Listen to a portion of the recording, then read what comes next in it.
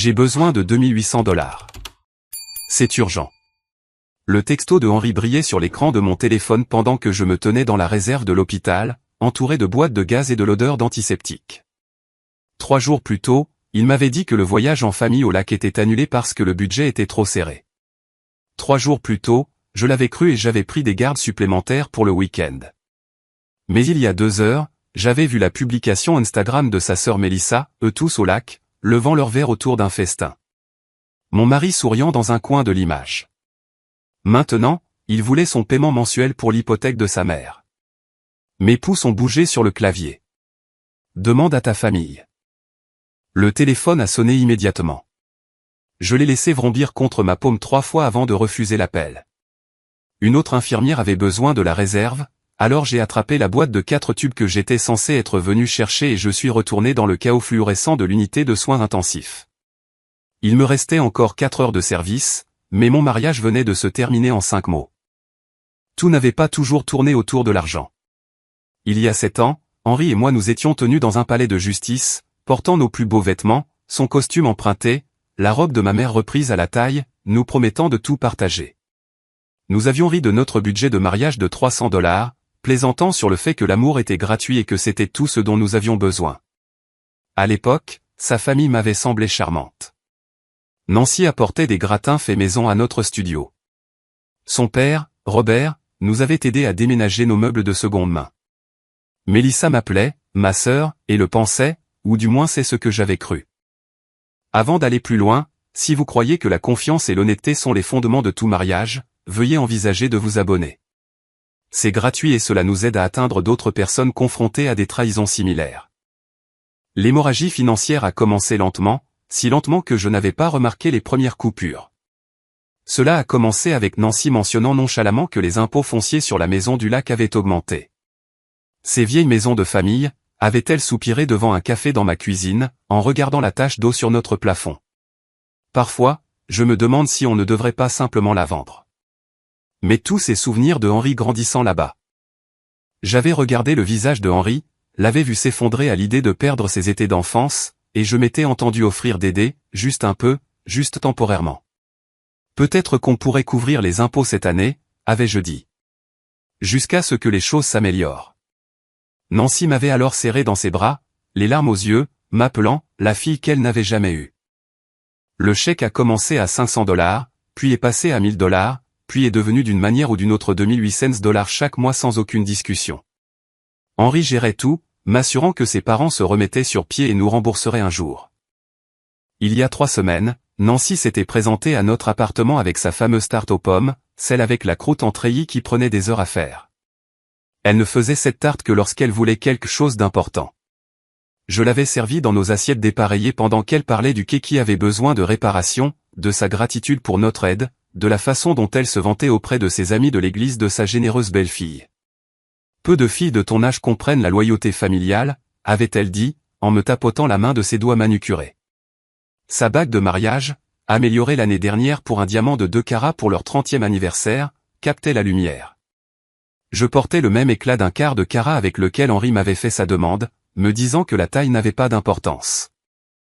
La conversation qui a tout changé avait eu lieu à notre table de cuisine bancale, celle que nous avions récupérée sur un trottoir il y a 5 ans et peinte en blanc pour cacher les rayures. Henri s'était assis en face de moi, jouant avec son alliance, incapable de croiser mon regard. Le voyage au lac est annulé cette année, avait-il dit, sa voix portant le poids d'une fausse déception. L'argent est tout simplement trop juste, Lorraine. Peut-être l'été prochain. J'avais tendu la main sur la table et lui avait serré la sienne, sentant les callosités de ses clubs de golf, le set coûteux que son père lui avait offert pour son anniversaire, qu'il utilisait chaque week-end pour réseauter pour son entreprise de conseil qui ne semblait jamais décrocher de vrais clients. Nous sommes là-dedans ensemble, avais-je dit, calculant déjà quelle garde de week-end je pourrais prendre. Je prendrai quelques heures supplémentaires. Nous allons nous en sortir. Il avait alors souri, ce sourire de garçon qui m'avait fait tomber amoureuse de lui à l'université, quand nous étions tous les deux des étudiants fauchés survivants avec des nouilles instantanées et des rêves. C'est ça, chérie, merci de comprendre. Maman et papa seront déçus, mais ils comprendront. J'avais imaginé le visage de Nancy, sa tristesse de ne pas avoir la réunion de famille annuelle. La culpabilité m'avait tordu l'estomac alors que je me connectais au système de l'hôpital et m'inscrivais pour les gardes du week-end que j'avais précédemment refusées. Des journées de 12 heures le samedi et le dimanche, payées avec une majoration de 50% qui aiderait à couvrir nos dépenses pendant que la famille de Henri luttait. Ce vendredi matin avant mes gardes du week-end, Henri avait été inhabituellement affectueux. Il m'avait fait du café, le bon, celui de la boutique spécialisée, pas notre marque habituelle de supermarché, et m'avait regardé me préparer pour le travail. Quand j'avais attrapé mon sac, lourd des barres de protéines et des nouilles instantanées qui seraient mes repas pour les 48 prochaines heures, il m'avait attiré près de lui. Ses mains s'étaient attardées sur mes épaules, ses pouces frottant de petits cercles à travers ma blouse. « Lorraine » avait-il dit, et quelque chose dans sa voix m'avait fait lever les yeux. Ses yeux étaient brillants, presque fiévreux. « Merci de comprendre, d'être si solidaire. Je sais que ce n'est pas facile. » « Nous sommes mariés » avais-je dit simplement. « Ta famille et ma famille. » Il m'avait embrassé alors, plus longtemps que notre habituel au revoir du matin, ses mains s'en mêlant dans mes cheveux. Quand il s'était reculé, il y avait quelque chose dans son expression que je ne pouvais pas lire. De la culpabilité, peut-être, ou du chagrin, ou juste le stress de la pression financière. « Je t'aime » avait-il murmuré contre mon front. « Je t'aime aussi » avais-je répondu, calculant déjà si je pouvais prendre un café à la cafétéria de l'hôpital ou si je devais économiser les 4 $. Maintenant, debout dans l'unité de soins intensifs avec mon téléphone éteint dans ma poche, je comprenais cette expression. Ce n'était ni du stress, ni de l'amour, ni même de la culpabilité. C'était un adieu. Il disait adieu à la femme qu'il s'apprêtait à trahir, à la confiance qu'il allait briser, à la version de moi qui aurait tout fait pour sa famille. Le moment dans la réserve se rejouait en boucle alors que je vaquais à mes tâches de service. Il y a 2 heures, tout avait un sens. Il y a 2 heures, j'étais épuisé mais fier, travaillant en plus pour soutenir ma famille en difficulté. Maintenant, je voyais tout différemment, chaque paiement transféré, chaque sacrifice, chaque garde de week-end pendant qu'ils se réunissaient au lac sans moi. 2800 $ par mois pendant 3 ans. Les couloirs de l'unité de soins intensifs s'étendaient devant moi alors que je terminais le reste de mon service. Cet échange de textos, brûlant dans ma poche comme un charbon ardent pendant des heures, me semblait soudain en durer 40. Chaque patient que je touchais, chaque perfusion que je posais, chaque dossier que je mettais à jour, tout se passait dans un brouillard d'incrédulité. Mon corps bougeait en pilote automatique, la mémoire musculaire me guidant à travers les procédures pendant que mon esprit était en ébullition. Le samedi matin est arrivé trop vite.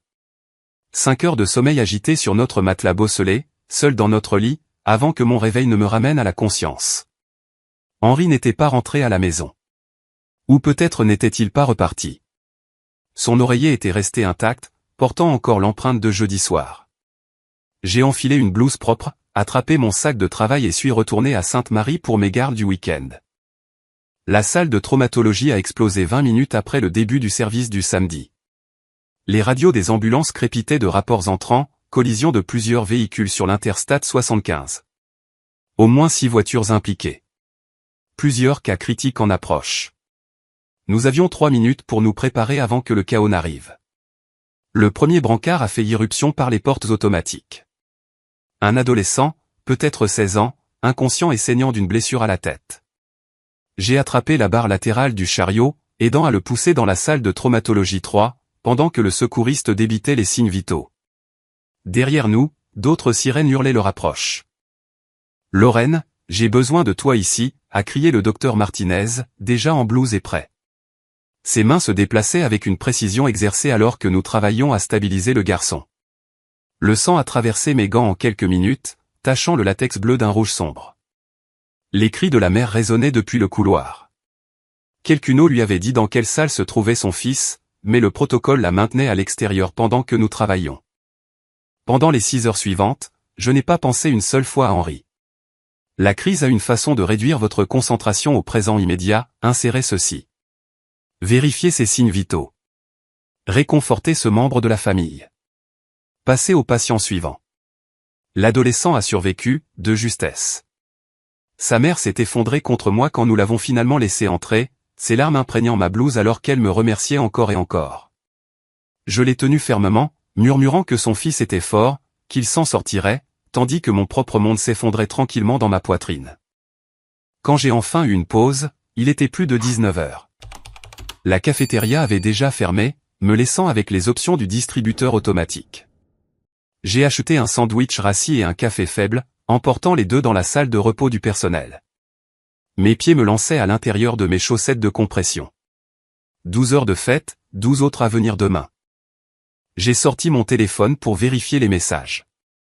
Rien de Henri, mais la notification de la story Instagram de Mélissa était là, publiée il y a 4 heures. Contre mon meilleur jugement, j'ai cliqué dessus. La vidéo s'est chargée lentement sur le Wi-Fi défaillant de l'hôpital. D'abord le lac au coucher du soleil, la lumière dorée dansant sur l'eau. La caméra de Mélissa a balayé la scène avec un enthousiasme d'amateur. Week-end familial parfait, a gazouillé sa voix dans mes écouteurs. Tellement béni d'avoir tout le monde ensemble. Des coupes de champagne sont apparues dans le cadre, plusieurs mains les levant pour un toast. La caméra s'est déplacée pour montrer la table dressée à l'extérieur, des guirlandes lumineuses scintillant au-dessus, une table gémissant sous le poids de la nourriture. Un jambon glacé trônait au centre, entouré d'épis de maïs, de salades de pommes de terre, de salades de choux et de ce qui ressemblait au fameux coblé aux pêches de Nancy. Puis la caméra a balayé les gens. Nancy dans une nouvelle robe d'été, la couleur corail complimentant ses cheveux blonds fraîchement teints. Robert s'occupant du grill avec une spatule dans une main et une bière dans l'autre. Jake avec une femme que je n'avais jamais vue, probablement la petite amie avec qui il sortait depuis 8 mois mais qui était trop timide pour me rencontrer. Brian, le colocataire d'université de Henri, qui avait conduit 3 heures pour ce voyage annulé. Et là, juste pendant 2 secondes dans le coin du cadre, Henri, mon mari, a levé sa bière vers la caméra, son alliance scintillant dans la lumière mourante du soleil. Il portait la chemise Tommy Bahama que je lui avais achetée pour Noël l'année dernière, celle qu'il disait être trop belle pour être portée tous les jours. Son visage affichait l'expression détendue d'un homme sans souci, sans culpabilité, sans une femme qui s'épuisait au travail à 40 minutes de là. Je l'ai regardé encore, puis encore, 17 fois j'ai joué cette vidéo dans la salle de repos éclairée au néon. Chaque visionnage révélait de nouveaux détails qui coupaient plus profondément. La bière artisanale dans la main de Henri, une Stone Brewing IPA, $15 le pack de 6. Nous avions arrêté d'en acheter il y a des mois à cause de notre budget.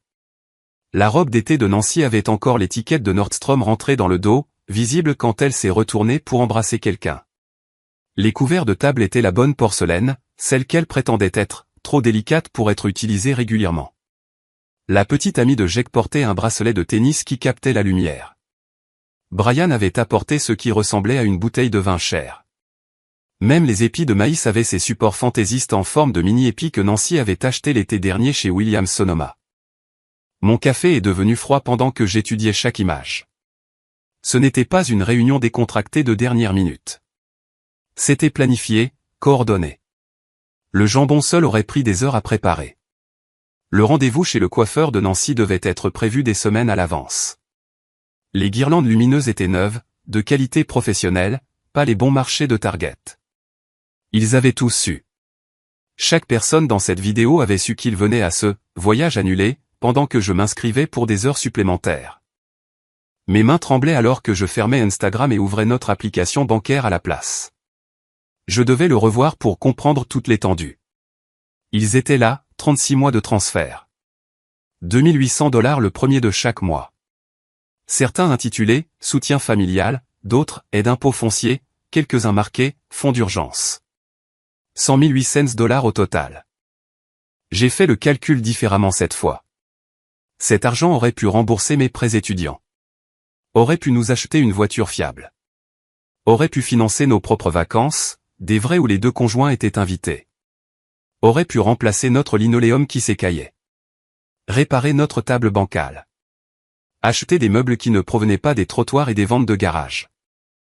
Le service du dimanche a commencé à 7 heures pile. J'avais réussi à dormir 3 heures d'un sommeil agité dans une salle de garde, ne voulant pas rentrer chez moi juste pour revenir. Mon reflet dans le miroir de la salle de bain montrait la vérité, des yeux creux, une peau pâle, l'apparence de quelqu'un fonctionnant sur les réserves et la trahison. La journée s'est fondue en un flou, plus de patients, plus d'urgence, plus de familles à réconforter pendant que la mienne s'effondrait. Le docteur Martinez m'a prise à part vers midi, l'inquiétude plissant son front. « Ça va, Mitchell ?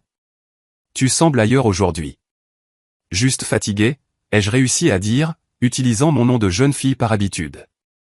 Il me connaissait depuis avant Henri, à l'époque où j'étais Lorraine Mitchell, une étudiante en soins infirmiers aux yeux brillants.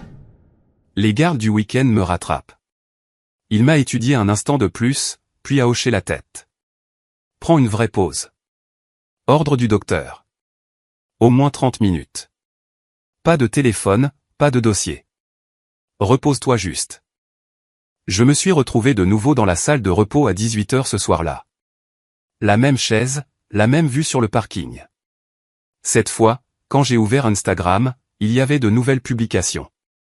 Mélissa avait maintenant téléchargé de vraies photos, des clichés haute résolution de leur week-end familial parfait. Les photos que Mélissa avait publiées étaient artistiques, filtrées à la perfection. L'une montrait toute la famille alignée près du quai, les bras les uns autour des autres avec le lac scintillant derrière eux. Henri se tenait entre ses parents, son sourire large et sincère. L'horodatage indiquait, samedi 14h47, heure à laquelle je tenais la mère de cet adolescent dans la salle de traumatologie. J'ai fermé Instagram et suis rentré chez moi à travers les rues vides du dimanche. 23h, et la ville semblait abandonnée. Ma Honda de 8 ans haltait au feu rouge, le témoin de contrôle du moteur clignotant son avertissement familier. Nous ne pouvions pas nous permettre de la réparer, ou du moins c'est ce qu'on m'avait dit. La radio jouait une ballade sur la confiance et l'amour, et je l'ai éteinte, préférant le silence. Quand je suis arrivé dans notre complexe d'appartements, la voiture de Henri n'était pas à sa place habituelle. Bien sûr que non. Il était probablement encore au lac, cuvant son week-end de rapprochement familial. J'ai monté les 2 étages jusqu'à notre logement, les jambes lourdes de fatigue. L'appartement était sombre, intact depuis vendredi matin. Sa tasse de café était encore près de l'évier, non lavé. Le lit restait fait avec une précision militaire, comme je le laissais toujours. Je me suis assise sur notre canapé de seconde main dans l'obscurité, toujours en blouse, trop fatiguée pour prendre une douche, mais trop nerveuse pour dormir. Le week-end a défilé dans mon esprit par fragments, la salle de traumatologie, les larmes de la mère, la vidéo de Mélissa, ses 36 mois de paiement. Mon téléphone ne montrait aucun message de Henri, pas même un « Comment se passe ton service ?» ou « Conduis prudemment ». Rien. Le lundi matin est arrivé avec une précision chirurgicale. 7h du matin. J'ai entendu sa clé dans la serrure. J'étais à la table de la cuisine en train de prendre ma première tasse de café quand Henri est entré, portant un sac en papier de la boulangerie chère du centre-ville et un porte-gobelet avec 2 cafés. « Salut, chérie. » Sa voix était vive, joyeuse. Son visage portait un léger bronzage, le genre que l'on obtient après un week-end au bord de l'eau. J'ai apporté le petit déjeuner. J'ai pensé que tu pourrais avoir faim après tes gardes. Il a tout posé sur la table avec l'aisance décontractée de quelqu'un sans secret. Des bagels frais, du fromage à la crème, même du saumon fumé. Probablement pour 30 $ de petit déjeuner pour notre ménage au budget serré. Il a fait glisser un café vers moi, puis s'est penché pour m'embrasser sur la joue. Je n'ai pas reculé, mais je ne me suis pas non plus penché vers lui. « Comment s'est passé ton week-end » a-t-il demandé, s'installant dans sa chaise avec une normalité étudiée. Les gardes ont été brutales. J'ai étudié son visage comme j'évaluerais un patient, cherchant des signes révélateurs, des symptômes de culpabilité ou de tromperie. Mais Henri était un acteur doué. Ses yeux bruns maintenaient un contact constant. Son sourire restait facile. Ses mains ne gigotaient pas. Juste un mari demandant des nouvelles du week-end de travail de sa femme. Oui, ai-je dit, en prenant une gorgée de café.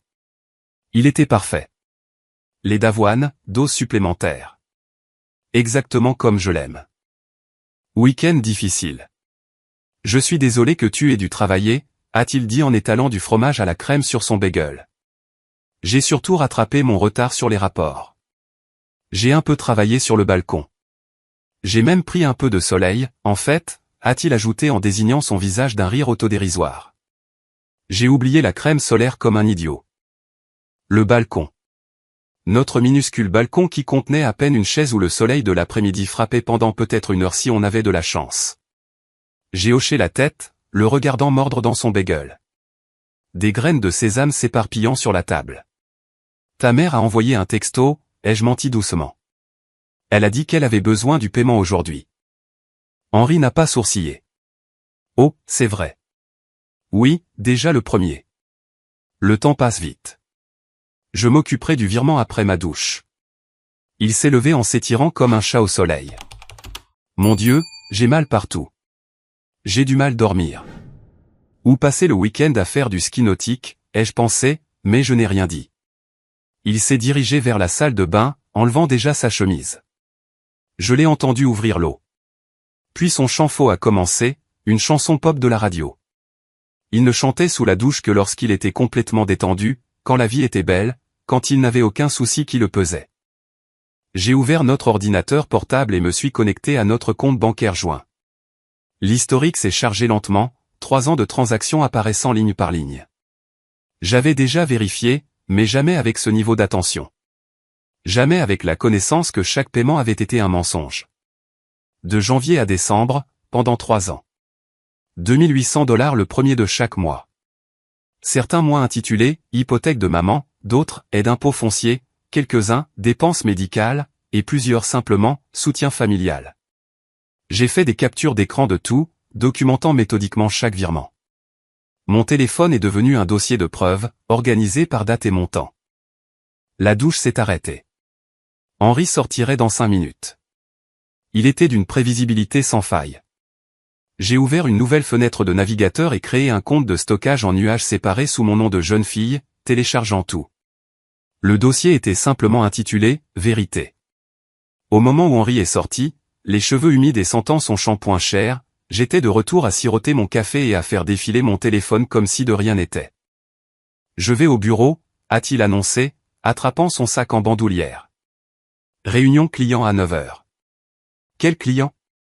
Ai-je eu envie de demander, l'entreprise de conseil qui ne semblait jamais générer de revenus réels, mais j'ai juste hoché la tête, jouant la femme solidaire une dernière fois.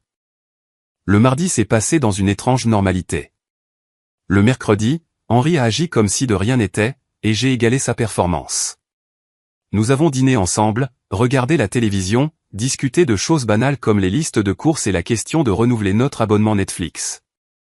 Il a mentionné que ses parents allaient mieux financièrement, qu'ils n'auraient peut-être plus besoin de notre aide très longtemps.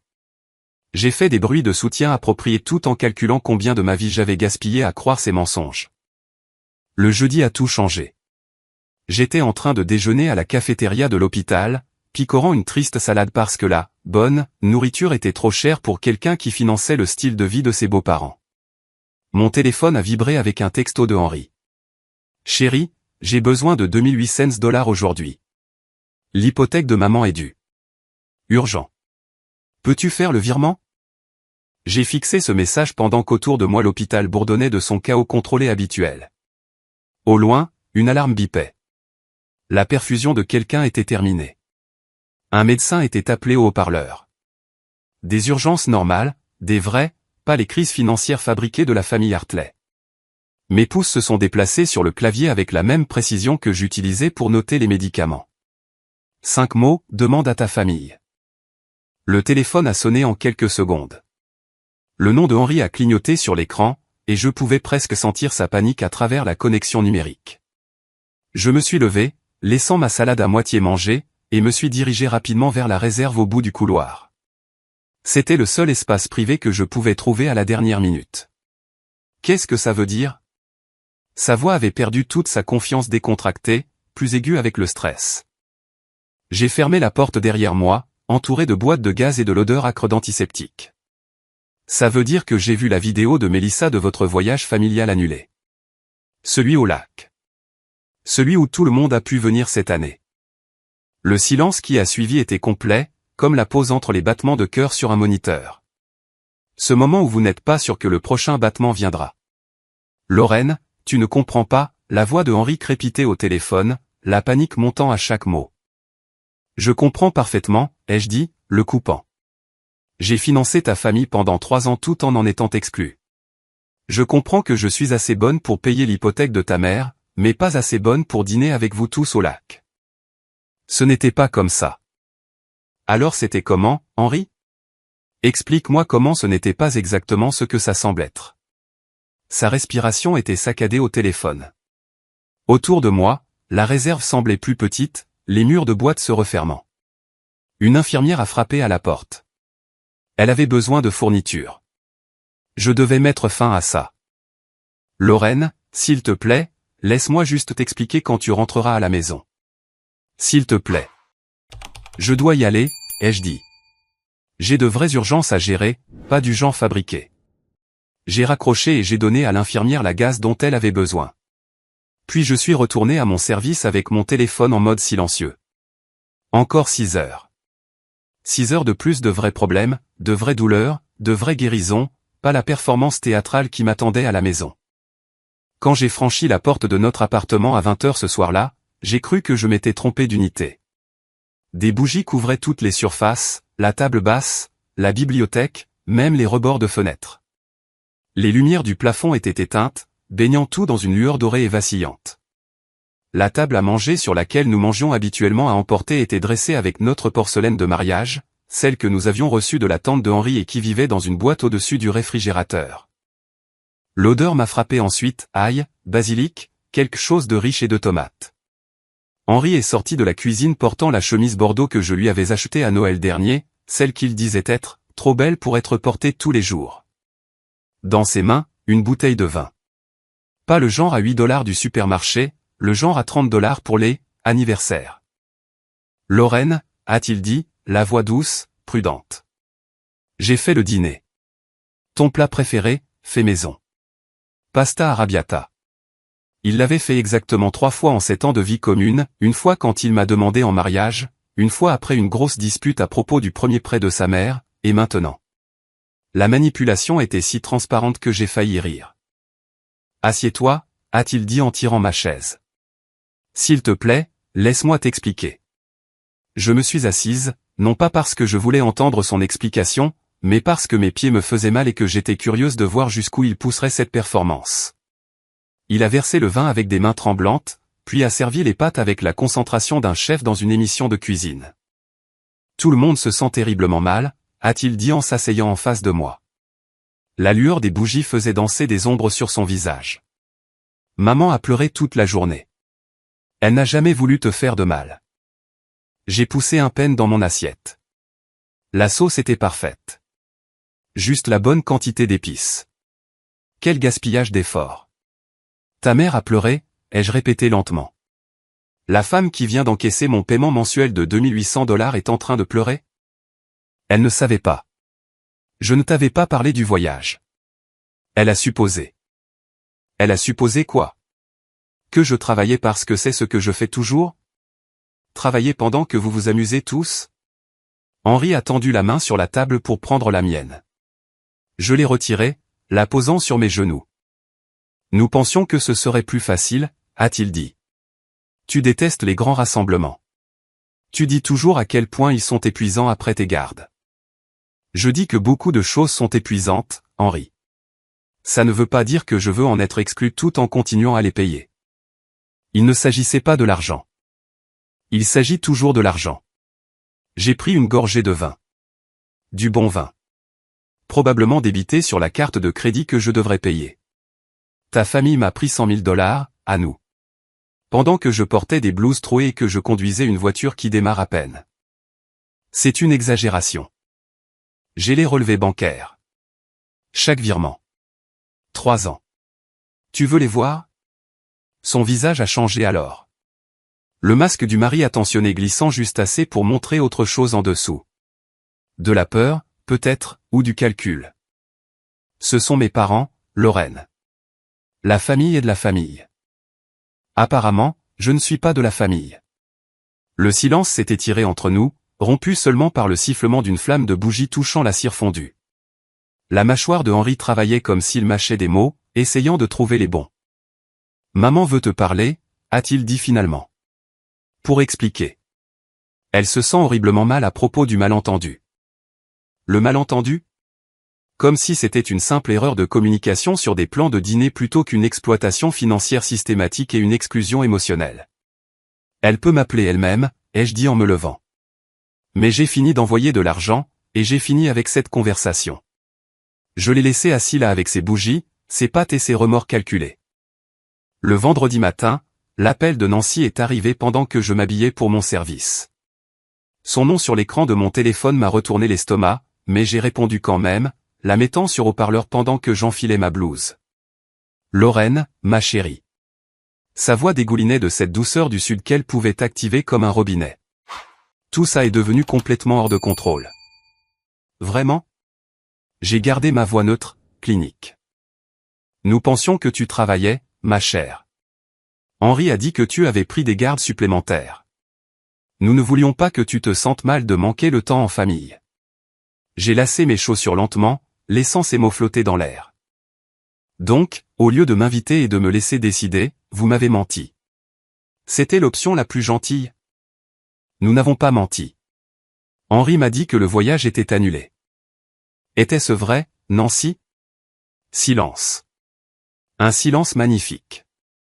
Accablant. L'argent que tu envoies, ce n'est pas à propos de ça, a-t-elle recommencé. Nous sommes reconnaissants, bien sûr, mais la famille, c'est plus que de l'argent. Je suis d'accord, ai-je dit en me levant et en vérifiant mon reflet. C'est pourquoi je suis confuse d'être exclue des événements familiaux que je finance. Lorraine, s'il te plaît. La maison, l'hypothèque. Nous pourrions tout perdre. Peut-être que vous devriez vendre un des bateaux, ai-je suggéré, ma voix aussi douce que la sienne. Ou demander aux membres de la famille qui ont été réellement invités à vos rassemblements. La vraie famille. Tu ne penses pas ce que tu dis. Si. Les virements s'arrêtent maintenant. Si vous avez besoin d'aide, demandez à votre famille. Ce sur toutes ces photos. J'ai raccroché avant qu'elle ne puisse répondre. En 3 heures, l'assaut a commencé sur les réseaux sociaux. Mélissa, la sœur de Henri, qui avait posté les vidéos, a commencé avec des citations subtiles dans ses stories Instagram, « La famille, ce n'est pas le sang. C'est qui est prêt à te tenir la main quand tu en as le plus besoin. » Puis, certaines personnes ne comprendront jamais le sacrifice. À l'heure du déjeuner, elle était passée à la vitesse supérieure. Une photo de la maison du lac est apparue avec une légende plus longue, cet endroit contient chaque souvenir d'enfance, chaque célébration familiale, chaque moment qui a compté. Certaines choses valent la peine de se battre. La vraie famille comprend ça. D'autres ne voient que des signes de dollars. Les commentaires sous la publication de Mélissa étaient virulents. Des cousins que je n'avais jamais rencontrés m'ont traité de sans cœur. Des tantes qui ne m'avaient jamais invité à quoi que ce soit m'ont qualifié d'égoïste. Une certaine Barbara, que je pense être une amie de l'église de Nancy, a écrit un long paragraphe sur les jeunes d'aujourd'hui qui ne comprennent pas les valeurs familiales. J'ai fait des captures d'écran de tout avant que Mélissa ne me bloque complètement, ajoutant tout cela à ma collection croissante de preuves. Ce week-end-là, les textos de Jake à Henri ont commencé à apparaître. Henri a laissé son téléphone sur le comptoir de la cuisine samedi matin pendant qu'il prenait sa douche, par négligence ou peut-être intentionnellement. L'écran s'est allumé avec message après message de son jeune frère. Ta femme est en train de tout détruire. Maman n'arrête pas de pleurer. Papa dit que tu as fait ton choix et maintenant regarde ce qui est arrivé. Peut-être que tu t'es trompé, mon frère. J'ai photographié chacun d'eux avec mon téléphone, les mains stables, des preuves, de la documentation. La preuve de ce qu'était réellement cette famille quand l'argent a cessé de couler. Henri est sorti de la salle de bain, m'a vu près de son téléphone et l'a rapidement attrapé. Jake est contrarié, a-t-il dit, comme si cela expliquait tout. Jake est au chômage depuis 2 ans, ai-je répondu. Peut-être qu'il devrait être contrarié par ça à la place. Le lundi matin est arrivé avec une décision que j'avais mûrie tout le week-end. Pendant ma pause déjeuner, j'ai traversé la ville pour me rendre à une coopérative de crédit que j'avais recherchée en ligne, différente de notre banque habituelle. Aucune connexion à des comptes auxquels Henri pourrait accéder. La femme qui m'a aidé avait des yeux bruns chaleureux et des mèches argentées dans les cheveux. Sa plaque nominative indiquait Patricia. Je dois ouvrir un compte courant, ai-je dit, juste à mon nom. Patricia n'a pas demandé pourquoi une femme mariée avait besoin de son propre compte. Peut-être qu'elle a vu quelque chose sur mon visage, ou peut-être qu'elle avait aidé d'autres femmes dans ma situation. Elle a tout traité efficacement, professionnellement, sans jugement. Allez-vous faire un dépôt aujourd'hui, a-t-elle demandé. Je lui ai tendu mon chèque d'heures supplémentaires, $800 des gardes du week-end au lac. L'ironie ne m'a pas échappé. L'argent que j'avais gagné pendant qu'il prenait des vacances était le premier dépôt dans mon fonds de liberté. La carte de débit que Patricia m'a remise était en plastique bleu uni, rien de spécial. Mais la tenir, c'était comme tenir une clé pour une porte que j'avais oublié existait. Je l'ai glissé dans une poche que Henri ne vérifiait jamais, derrière ma carte d'identité de l'hôpital. Ce soir-là, je me suis assise à notre table de cuisine avec mon ordinateur portable pendant que Henri regardait la télévision dans le salon. Je me suis connecté au système des ressources humaines de l'hôpital et j'ai changé mes informations de dépôt direct. À partir de la prochaine période de paie, mes revenus iraient sur mon compte. Le mien seul. Henri a jeté un coup d'œil pendant une publicité. Sur quoi tu travailles? Juste une mise à jour de trucs de travail, ai-je dit. Il a hoché la tête et est retourné à son émission, ignorant que je venais de couper le cordon financier qui m'avait lié à la manipulation de sa famille. Le mercredi, j'ai utilisé ma pause déjeuner différemment. Au lieu de manger à la cafétéria, je me suis rendu dans un petit immeuble de bureau à 3 pâtés de maison de l'hôpital. Le cabinet du docteur Sarah Chen était au 2e étage, un espace calme avec des murs crème et une vue sur un petit jardin. Le docteur Chen était plus jeune que ce à quoi je m'attendais, peut-être au début de la quarantaine, avec des yeux bienveillants derrière des lunettes élégantes. Son bureau semblait sûr, des fauteuils moelleux, un éclairage chaleureux, des mouchoirs stratégiquement placés sur toutes les surfaces. « Qu'est-ce qui vous amène aujourd'hui, Lorraine ?» a-t-elle demandé après que je me sois installé dans le fauteuil étonnamment confortable en face d'elle. Les mots sont sortis d'un seul coup, 3 ans de paiement, les vacances exclues, les mensonges, la manipulation psychologique, la famille de Henri me traitant comme un distributeur automatique de billets. Quand j'ai fini, j'avais utilisé la moitié de la boîte de mouchoirs, et ma poitrine se sentait plus légère qu'elle ne l'avait été depuis des mois. Le docteur Chen a écouté sans interrompre, hochant parfois la tête ou prenant une petite note. Quand j'ai finalement manqué de mots, elle s'est légèrement penchée en avant. « Lorraine, ce que vous décrivez est de l'abus financier, a-t-elle dit doucement. C'est réel. C'est valide. Et ce n'est pas de votre faute. Je me sens si stupide, ai-je admis. Comment n'ai-je pas vu ça? Parce que ça a commencé petit. Parce que vous l'aimiez. Parce qu'ils ont fait attention à vous faire sentir que vous aidiez, pas que vous étiez utilisé. L'abus financier est insidieux précisément parce qu'il se déguise en amour et en obligation familiale. Et les vacances, vous exclure tout en prenant votre argent, c'est de l'abus émotionnel. Ils vous ont isolé des événements familiaux tout en acceptant votre soutien financier. Ils vous ont fait sentir comme une étrangère tout en profitant de votre inclusion. La validation m'a frappé comme une vague. Quelqu'un d'autre le voyait. Quelqu'un de professionnel, de formé, d'objectif, voyait exactement ce qu'il m'avait fait. J'ai commencé à séparer mes finances, lui ai-je dit. J'ai ouvert mon propre compte. C'est un pas énorme, a dit le docteur Chen. Comment vous sentez-vous? Terrifié, ai-je admis. Et libre. Nous avons parlé pendant toute l'heure, et quand je suis parti, j'avais pris des rendez-vous pour le mois suivant. Les $2800 que j'avais économisés en ne les envoyant pas à Nancy couvriraient la thérapie pendant un bon moment. Le jeudi et le vendredi, j'ai passé mes pauses au travail sur mon téléphone, à faire défiler les annonces d'appartements. Tout ce qui était près de l'hôpital était soit trop cher, soit trop louche. Mais le vendredi après-midi, je l'ai trouvé, un appartement d'une chambre dans un immeuble qui était autrefois une école catholique, converti en appartement. Propre, sûr, et à seulement 10 minutes du travail. J'ai appelé immédiatement. La propriétaire, Madame Patterson, avait une voix qui me rappelait celle de ma grand-mère. « Pouvez-vous passer demain matin ?» a-t-elle demandé. Disons 10 heures. Samedi, j'ai dit à Henri que je prenais une garde supplémentaire. Au lieu de cela, je me suis rendu à l'immeuble de l'école convertie. Madame Patterson attendait dehors, une femme dans la soixantaine avec des cheveux argentés et des yeux avisés. « Vous êtes l'infirmière de Sainte-Marie ?» a-t-elle demandé. « Oui, madame. » Elle m'a conduite au premier étage jusqu'à une unité de coin. Quand elle a ouvert la porte, la lumière du soleil du matin a inondé la pièce à travers des fenêtres qui s'ouvraient réellement. Les sols étaient en bois franc d'origine, rayés mais propres. La cuisine était petite mais avait une cuisinière à gaz. La salle de bain avait une baignoire sur pied. « J'étais infirmière aussi », a dit Madame Patterson en me regardant tout observer. « J'ai pris ma retraite il y a 5 ans. Je connais ce regard, celui qui dit que vous avez besoin d'un nouveau départ. Est-ce si évident? Seulement pour quelqu'un qui est passé par là. » Elle m'a tendu le formulaire de demande de location. « Prenez votre temps. Si vous en avez besoin aujourd'hui, il est à vous. J'ai rempli le formulaire en utilisant mon nom de jeune fille, Lauren Mitchell. J'avais l'impression d'écrire mon vrai nom pour la première fois depuis des années. Quand puis-je emménager, ai-je demandé en lui remettant les formulaires remplis et le chèque de caution de mon nouveau compte. Quand vous serez prête, a-t-elle dit en me donnant les clés. Parfois, le meilleur moment pour recommencer est maintenant. Ce soir-là, c'était la partie de poker mensuelle de Henry avec Jake et leurs amis.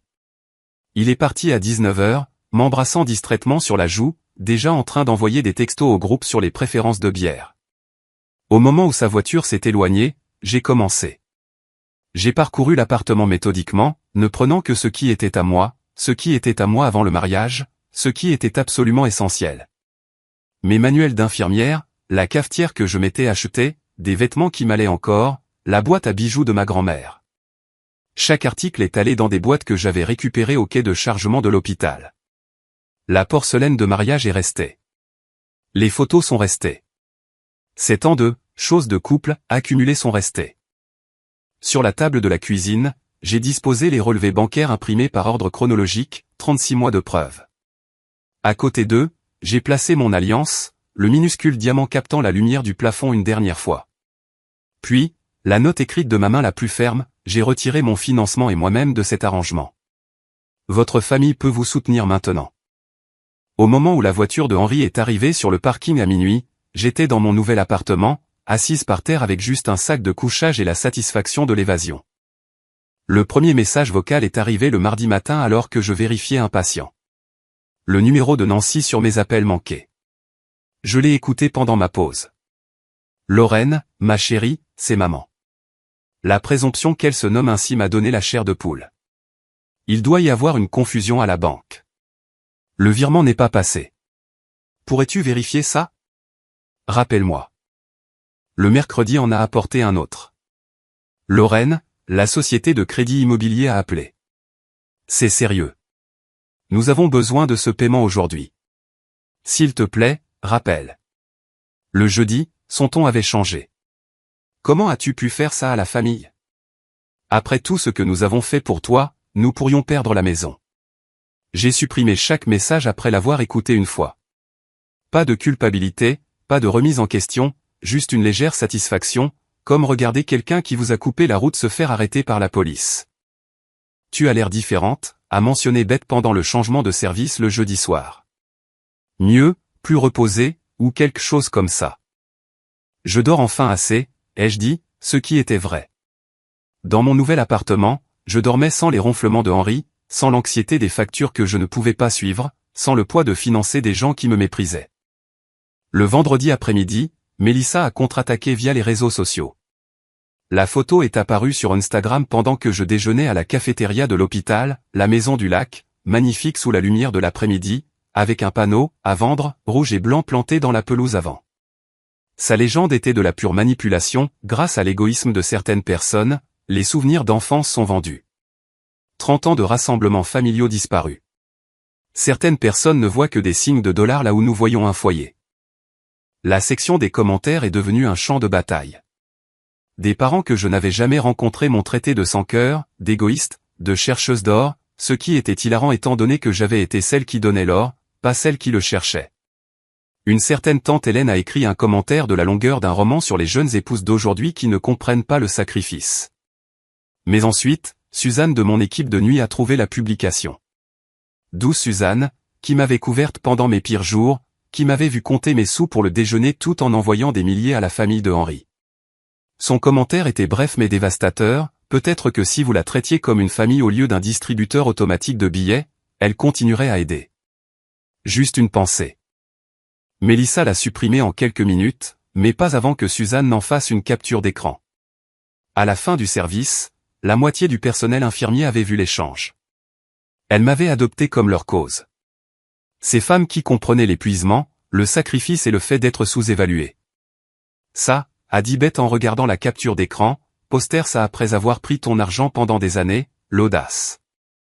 Le samedi matin, Henry a commencé sa campagne.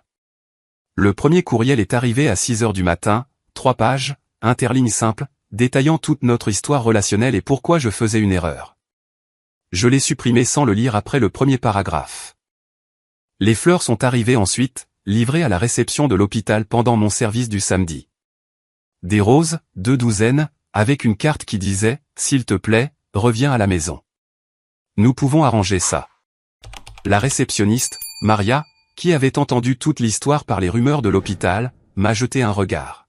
« Tu veux que je les donne au service de cardiologie ? » « Parfait, » ai-je dit. « Les patients les apprécieront plus que moi. » Le dimanche, il est passé à la vitesse supérieure. Je sortais par la sortie des employés après mon service quand je l'ai vu attendre près de ma voiture. Il avait l'air terrible, mal rasé, des vêtements froissés, la pâleur de quelqu'un qui n'avait pas dormi. « Lorraine, s'il te plaît. Juste 5 minutes. Éloigne-toi de ma voiture, Henri. Nous devons parler de nous. » Il n'y a pas de nous. Il y a toi et ta famille, et moi et mon amour-propre. Ce sont 2 relations différentes. Ce n'est pas juste. Juste ? J'ai ri, mais il n'y avait pas d'humour dedans. Juste aurait été de m'inviter aux vacances que j'ai payées. Juste aurait été de me dire la vérité sur où notre argent allait. Juste aurait été de me traiter comme une épouse au lieu d'une banque. Il a essayé de bloquer la portière de ma voiture. C'est alors que l'agent Johnson est apparu. La sécurité de l'hôpital avait apparemment observé de l'intérieur. « Monsieur, vous devez quitter la propriété de l'hôpital », a dit Johnson, la main posée sur sa radio. « C'est mon épouse qui vous a demandé de vous éloigner de son véhicule. » « Allons-y », alors que Johnson escortait Henri vers le parking des visiteurs, Henri a crié en retour, « Ce n'est pas fini, Lorraine. Nous sommes mariés. » « Pas pour très longtemps », ai-je répondu en montant dans ma voiture. Les infirmières du changement de service du soir avaient apparemment tout regardé depuis les fenêtres de la salle de repos. Quand je suis retourné pour pointer correctement, elles m'ont fait une discrète ovation. Le docteur Martinez est apparu avec une tasse de café. « Ça va, Mitchell ?» Il avait commencé à utiliser mon nom de jeune fille sans qu'on le lui demande. « Mieux que bien », ai-je dit en acceptant le café.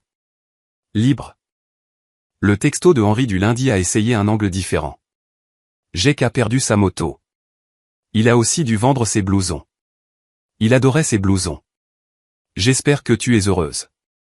Jake, qui n'avait pas travaillé depuis 2 ans, qui passait ses journées à se promener sur une moto que Nancy payait avec mon argent, avait finalement rencontré les conséquences. J'ai pris une photo des nouvelles blouses que je m'étais achetées, les premiers nouveaux vêtements de travail que j'avais eus en 2 ans, et je les renvoyais. J'adore pouvoir m'offrir des vêtements de travail. C'est drôle comme ça fonctionne. Il n'a pas répondu à celui-là. Par les rumeurs de l'hôpital, j'ai appris plus sur l'effondrement de la famille. Jake avait pris un travail en entrepôt, son premier véritable emploi depuis que je le connaissais. La maison du lac avait plusieurs offres, mais tout en dessous du prix demandé. Apparemment, le quai avait vraiment besoin de ces réparations que Nancy avait mentionnées. Henri avait réemménagé chez ses parents pour les aider à traverser cette période difficile, bien que je soupçonne que c'était parce qu'il ne pouvait pas se permettre notre appartement seul. Nancy a laissé un dernier message vocal cette semaine-là. « J'espère que tu peux vivre avec toi-même, en détruisant une famille comme ça. Nous t'avons accueilli et c'est comme ça que tu nous rembourses. » J'ai gardé celui-là, non par culpabilité, mais comme un rappel. Ils avaient accueilli mon argent, pas moi. Et maintenant, enfin, ils apprenaient la différence. J'ai écouté le message vocal de Nancy une dernière fois avant de le supprimer pour toujours. Ces mots, détruire une famille, résonnaient dans mon appartement vide alors que je préparais mes bagages pour un voyage que je planifiais depuis des semaines. 2 mois à économiser mon propre argent, 2 mois à ne pas financer leur style de vie, et j'avais enfin assez pour quelque chose dont je n'avais fait que rêver, un voyage en solo à Sedona. Les Roches-Rouges m'avaient appelé depuis l'école d'infirmière quand une camarade de classe avait montré des photos de ses vacances là-bas. À l'époque, je m'étais promis qu'un jour, quand j'aurais de l'argent, j'irais. Maintenant, je réalisais que j'avais toujours eu l'argent. Je l'avais juste donné à des gens qui ne me valorisaient pas assez pour m'inviter à dîner. Le vol était tôt le matin, moins cher de cette façon. J'avais appris à apprécier les petites économies maintenant que je gardais mes revenus. Le siège du milieu ne me dérangeait pas. Le bébé qui pleurait 2 rangées derrière ne m'a pas perturbé. Je volais vers quelque chose au lieu de fuir quelque chose. Et cela faisait toute la différence. Sedona en octobre était parfait. Des journées chaudes, des nuits fraîches, une lumière dorée qui faisait briller les roches rouges comme si elles étaient éclairées de l'intérieur. J'avais réservé un hôtel modeste, rien de luxueux, juste propre et calme avec une vue sur Thunder Mountain depuis ma fenêtre. Ce premier soir, je me suis assise sur le petit balcon avec une tasse de thé, regardant le coucher de soleil peindre les roches dans des nuances pour lesquelles je n'avais pas de nom. Le lendemain matin, j'ai commencé le sentier de Cathédrale Rock au lever du soleil. La randonnée était plus difficile que je ne l'avais prévu, raide, nécessitant une véritable escalade par endroits. Mes jambes brûlaient, ma poitrine se soulevait dans l'air raréfié, mais j'ai continué. D'autres randonneurs me dépassaient, plus jeunes, plus en forme, mais je m'en fichais. Ce n'était pas une course. C'était un pèlerinage. À mi-chemin, assise sur un rebord pour reprendre mon souffle, mon téléphone a vibré. J'avais oublié de le mettre en mode avion. La notification était un courriel. Nancy avait envoyé quelque chose à ce qui ressemblait à toutes les adresses électroniques de ses contacts. L'objet, la vérité sur Lauren Mitchell. J'ai failli le supprimer immédiatement. Puis la curiosité l'a emporté. Je l'ai ouvert alors que le soleil du matin réchauffait la roche rouge sous moi. C'étaient 3 paragraphes de poison, comment j'avais détruit leur famille, comment j'avais manipulé Henry, comment j'avais fait semblant de me soucier d'eux pour ensuite leur retirer le tapis sous les pieds quand ils avaient le plus besoin de moi.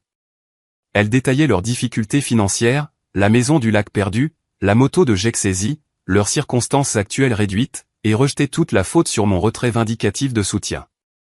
Le courriel a été envoyé à 43 personnes, des parents, leurs amis de l'église, même certains noms que j'ai reconnus comme étant des collègues de Henry. Elle avait mis tout le monde dans le champ, sans même se donner la peine d'utiliser la dignité du CCI.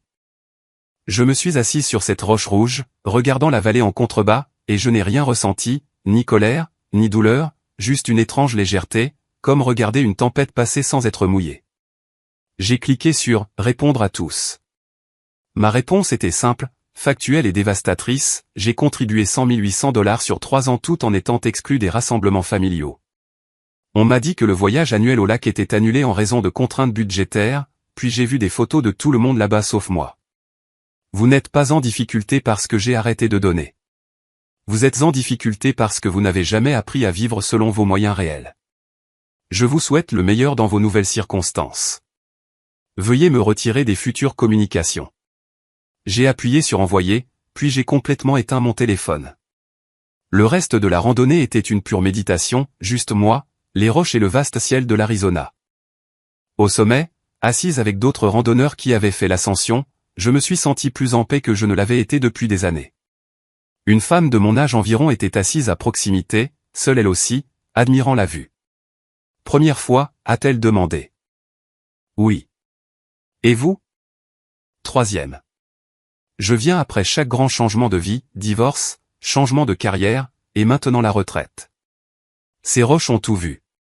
Nous sommes restés assises dans un silence confortable, 2 étrangères qui comprenaient que certains voyages doivent se faire seuls.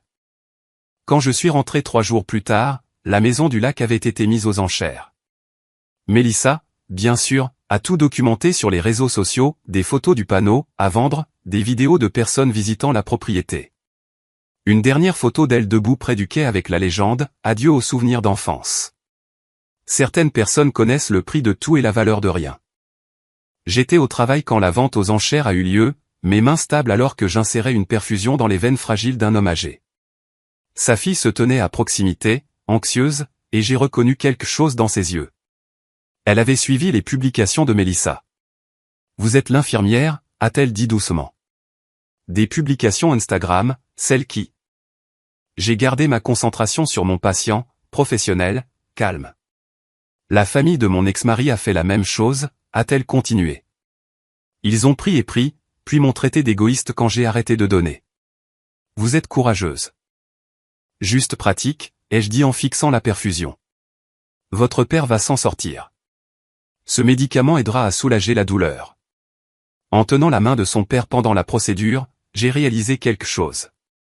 Ces couloirs, ces patients, ces collègues qui s'étaient ralliés autour de moi, c'était ma vraie famille. Des gens qui appréciaient ma compétence, ma compassion, ma présence, pas mon compte en banque. Les papiers du divorce étaient prêts 2 semaines plus tard.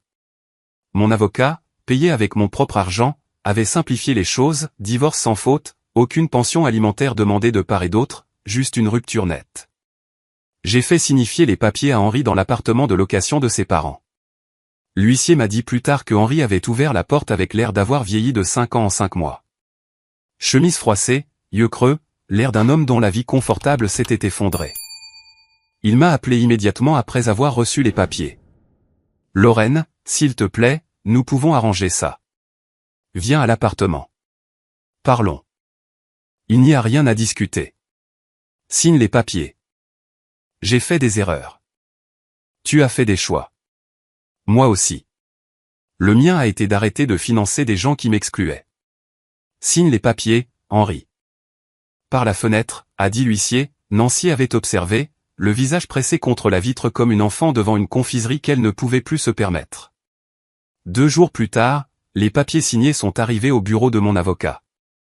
Henri avait signé chaque page, sa signature devenant de plus en plus tremblante au fil des pages. Thanksgiving est arrivé 6 mois après mon départ. L'invitation est arrivée à mon nouvel appartement. Du papier cartonné de luxe que Nancy avait dû acheter avant leur crise financière. Malgré tout, tu fais toujours partie de la famille, avait-elle écrit de sa parfaite écriture cursive. S'il te plaît, joins-toi à nous pour le dîner de Thanksgiving. L'adresse de retour était leur appartement de location, pas la maison du lac. Le dîner aurait lieu dans une salle à manger exiguë, pas avec vue sur l'eau. La dinde serait achetée en magasin, pas le volatile biologique et élevé en plein air qu'ils avaient l'habitude de servir. Je travaillais de toute façon à Thanksgiving. La paie des jours fériés était trop bonne pour la laisser passer, et l'hôpital avait besoin de personnel. Mais même si j'avais été libre, ma réponse aurait été la même. J'ai renvoyé l'invitation avec une seule ligne écrite en travers, la famille ne demande pas de paiement pour l'admission. Puis j'ai bloqué tous les numéros, celui de Henri, de Nancy, de Jake, de Mélissa, même des cousins qui m'avaient traité de sans-cœur. Un par un, je les ai effacés de mon téléphone, de ma vie, de mon avenir. Ce soir de Thanksgiving à l'hôpital, après avoir bloqué tous les numéros, j'ai travaillé avec une légèreté inhabituelle. Le service des urgences était bondé. Les jours fériés le sont toujours. Mais je me suis déplacé dans le chaos avec une clarté que je n'avais jamais eue auparavant. Pas de téléphone vibrant de culpabilisation. Pas de calculs mentaux sur de l'argent que je ne pouvais pas suivre. Juste le travail, les patients et la liberté particulière d'être complètement déconnecté des personnes qui m'épuisaient. Mitchell, tu veux de la dinde? Le docteur Martinez m'a tendu une assiette du buffet de la salle de repos. L'hôpital faisait toujours quelque chose de bien pour le personnel des jours fériés. Merci, ai-je dit en l'acceptant. De la vraie dinde, de la vraie farce, un vrai sentiment d'appartenance. Personne ici n'attendait de paiement pour être inclus. Les mois qui ont suivi se sont estompés de la meilleure façon possible. L'hiver est devenu le printemps est devenu l'été. J'ai appris à cuisiner pour une personne sans me sentir seul. J'ai décoré mon appartement avec des plantes, une sansevierie près de la fenêtre, un poteau descendant d'une étagère, un lys de la paix qui a fleuri de manière inattendue en juillet. Elle prospérait dans la lumière naturelle des fenêtres qui s'ouvraient réellement. Contrairement à notre ancien appartement où tout semblait piégé, mon compte en banque a fait quelque chose que je n'avais jamais vu auparavant. Il a grandi sans l'hémorragie de $2800 par mois, plus la promotion de superviseur de service que j'avais obtenue 6 mois après avoir quitté Henri. J'ai regardé les chiffres grimper. Pas de façon spectaculaire, pas une fortune, mais assez. Assez pour les réparations de voitures sans panique. Assez pour de nouvelles chaussures de travail sans culpabilité. Assez pour un bon dîner occasionnel sans vérifier le prix 3 fois. L'éditeur du bulletin de l'hôpital m'a approché en août. Nous faisons une série sur le bien-être financier pour les travailleurs de la santé. Accepteriez-vous d'écrire quelque chose? J'ai écrit sur la reconnaissance de l'abus financier sans nommer de nom. Sur la façon dont cela commence petit, juste aider temporairement. Sur la façon dont cela grandit, urgence familiale après urgence familiale. Sur la façon dont cela se cache derrière l'amour, l'obligation, la culpabilité. Sur la façon dont cela se termine quand vous vous valorisez enfin plus que leur approbation. La réponse m'a submergé. Des collègues avec qui j'avais travaillé pendant des années m'ont pris à part tranquillement. Ça m'est arrivé aussi. La famille de mon ex-femme a fait la même chose. J'y suis encore. Comment t'en es-tu sorti? J'ai lancé un groupe de soutien informel. Les jeudis soirs, mon appartement, du thé et des conversations honnêtes. Nous l'avons appelé « limite financière pour les soignants », car les infirmières, avons-nous découvert, étaient particulièrement vulnérables à ce type d'exploitation. Nous étions formés pour aider, pour sacrifier, pour mettre les autres en premier. Cela faisait de nous des cibles parfaites pour la manipulation financière.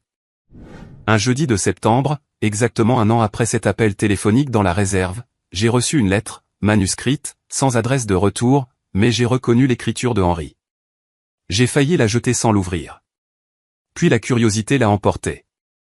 Son écriture était différente, plus petite, plus soignée, comme s'il mesurait chaque mot. Lorraine, je t'écris depuis mon studio, celui que je peux réellement me permettre avec les 2 emplois que j'occupe maintenant. C'est drôle comme je n'ai jamais compris ce que signifiait le travail jusqu'à ce que je doive le faire moi-même. Je vois maintenant ce que nous t'avons pris. Pas seulement de l'argent, mais de la dignité, du respect, un sentiment d'appartenance. Nous t'avons fait payer le privilège d'être exclu, et j'ai laissé faire. Pire, je l'ai orchestré. Maman te blâme toujours. Mélissa publie sur la loyauté familiale. Jacques se plaint du travail à l'entrepôt. Ils ne comprennent pas, mais moi si, maintenant. Nous n'étions pas une famille. Nous étions des parasites, et j'étais le pire parce que j'étais censé t'aimer. Je n'attends pas de pardon. Je n'attends rien. Je voulais juste que tu saches qu'une personne de ce gâchis a enfin compris ce que nous t'avons fait. C'était mal. C'était cruel. Et tu méritais tellement mieux. J'espère que tu l'as trouvé, Henri. Je l'ai lu une fois, assise à ma petite table à manger avec une tasse de café. J'ai ressenti un moment de tristesse pour le mariage qui aurait pu être s'il avait été aussi honnête dès le début. Puis je l'ai classé dans une boîte intitulée « Passé » et j'ai continué ma journée. 2 mois plus tard, Madame Patterson a frappé à ma porte. « Avez-vous vu la nécrologie ? Nancy était décédée. Crise cardiaque à 67 ans. Les funérailles auraient lieu le samedi à l'église de Laketown qu'ils fréquentaient quand ils avaient la maison du lac, avant de tout perdre. Je n'y suis pas allé. Mais je n'ai pas été surprise quand, 3 semaines plus tard, une lettre recommandée est arrivée d'un cabinet d'avocats. Le testament de Nancy, rédigé des années auparavant quand ils avaient de l'argent et que j'étais encore là, belle fille, n'avait jamais été mis à jour. Elle m'avait légué sa collection de bijoux. Mélissa l'a contesté immédiatement, bien sûr, mais le testament était inattaquable, rédigé à l'époque où Nancy jouait la belle-mère aimante, pensant probablement que les bijoux me garderaient reconnaissante et généreuse. L'ironie était parfaite. Elle m'avait accidentellement fait un dernier paiement d'outre-tombe. La collection a été estimée à 15 000 $. De belles pièces, de l'or véritable, des pierres de qualité. Des choses qu'elle avait portées lors de rassemblements familiaux auxquels je n'étais pas invité, achetées avec de l'argent que j'avais aidé à fournir. J'ai vendu chaque pièce à un revendeur du centre-ville, puis je suis allé directement au refuge pour femmes de la rue Maple. La directrice, une femme à l'air fatiguée nommée Patricia, a accepté le chèque de banque avec surprise. C'est incroyablement généreux. Souhaitez-vous nommer le don pour nos dossiers ? Appelez-le le fonds familial, ai-je dit. Pour les femmes qui trouvent leur vraie famille après en avoir perdu de fausses. Elle a étudié mon visage avec la reconnaissance de quelqu'un qui avait entendu des histoires similaires. Le fonds familial, ce sera. Aujourd'hui marque les 2 ans de cette vidéo Instagram. 2 ans que mon monde a basculé. Je me suis porté volontaire pour le service du lever du soleil, voulant marquer l'anniversaire avec quelque chose de significatif, un travail qui comptait vraiment. Le trajet vers l'hôpital à 5 heures du matin était parfait. Des rues vides, de la musique classique à la radio, du café dans ma tasse de voyage, le bon que je pouvais me permettre maintenant. Le ciel s'éclaircissait progressivement, peignant les nuages de teintes de pêche et d'or. Mon téléphone, rangé dans mon sac, restait silencieux. Pas de textos désespérés sur des besoins urgents. Pas de messages vocaux sur des familles détruites. Pas de culpabilisation déguisée en invitation. Juste la paix. Je me suis garé à ma place désignée, l'un des avantages d'être superviseur, et je me suis dirigé vers l'entrée des employés. Les portes automatiques m'ont senti arriver et se sont ouvertes avec leur sifflement familier, comme si le bâtiment lui-même m'accueillait à la maison. Si cette histoire de trahison financière et de douce indépendance vous a fait applaudir Lorraine, cliquez sur le bouton j'aime tout de suite. Ma partie préférée a été quand Lorraine a répondu par texto, demande à ta famille, après avoir découvert la vérité sur ses vacances à la maison du lac. Quel a été votre moment de justice préféré? Laissez-le dans les commentaires ci-dessous. Ne manquez pas d'autres histoires inspirantes comme celle-ci. Abonnez-vous et activez la cloche de notification pour ne jamais manquer une nouvelle vidéo.